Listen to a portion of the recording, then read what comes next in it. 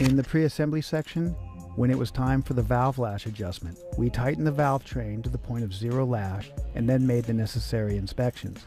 For the final assembly of engines with hydraulic lifters, we need to adjust to 0 lash so that all the slack is taken out, and then we'll tighten the nuts down another half turn.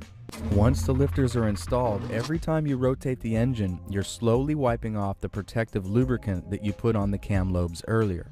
If we follow the firing order of the engine, we'll only have to rotate the cam one full turn to do the whole lash procedure. Here's how you set the starting point. As you rotate, look at the intake lifter or push rod of the number 1 cylinder. The exhaust will open first and then the intake. As soon as the intake returns to its lowered position, stop rotating.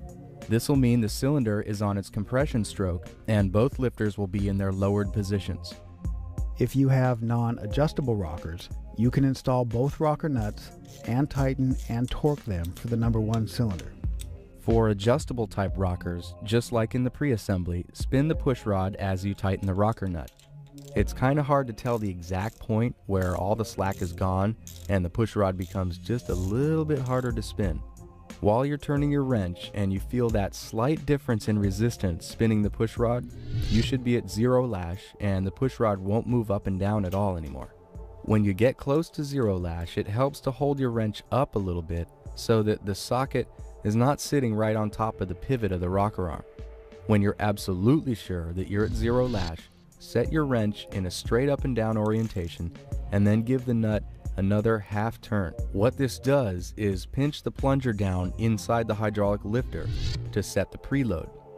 But when the engine is running and oil fills up inside the lifters, that preload on the lifter is going to be what keeps the valve train from making chattering noises.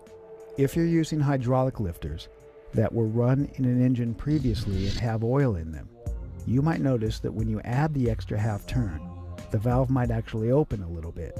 This is normal, and after a minute or two, if you had a gauge installed, you'd notice that the pressure that's built up inside the lifter will bleed off, and the valve will return to its closed position where it should be.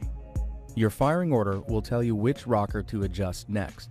On a V8 engine, whichever cylinder is next after the number 1 will already have the intake lifter in the up position. You'll just have to rotate the engine about a quarter turn and watch the intake lifter return to its bottom position. Now you can adjust the rockers for that cylinder.